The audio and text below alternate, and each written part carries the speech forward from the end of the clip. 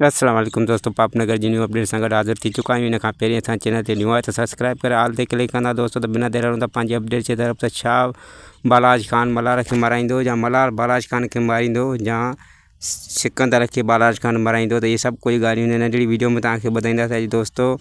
त मल्हार खे जॾहिं ख़बर पवंदी त मुंहिंजी मंग में हुन ग़लति नज़रूं हूंदियूं आहिनि बालाज खान, त हू आपे खां ॿाहिरि निकिरी वेंदो, छो त हुनजी सरदारी बालाज खान जे अॻे ई मल्हार खे क़बूल न आहे। बहितर हुनजी ॻाल्हि ॿुधी हू तपी बाहि थी वेंदो ऐं बालाज खान खे मारण लाइ भरपूर कोशिशूं कंदो। ऐं सिकंदर खान खे बालाज खान आज़ादु कराइण खां पोइ पंहिंजे माण्हुनि खां माराइण जी कोशिशि कंदो दोस्तों। त ॾिसंदो हू केतिरो कामयाबु थो वञे। ऐं ॿिए पासे मिठड़ ॻोठु छॾणु पियो चाहे, पर हुनखे पंहिंजे रिश्ते वारनि झलियो ॻोठु छॾे न वञ, बालाज खान सां गॾिजी मूंडासीं।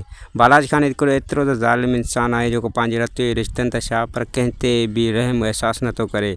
जॾहिं मालिक जी देॻ तपी त इहो ई बालाज खान सड़ी रख थी वेंदो ऐं मिटिजी वेंदो हिन धरतीअ तां। जी दोस्तों, ही असांजी अपडेट ॾिसण ऐं ॿुधण लाइ सब्सक्राइब कयो असांजे चैनल खे। वरी मिलंदासीं। ख़ुदा हाफ़िज़।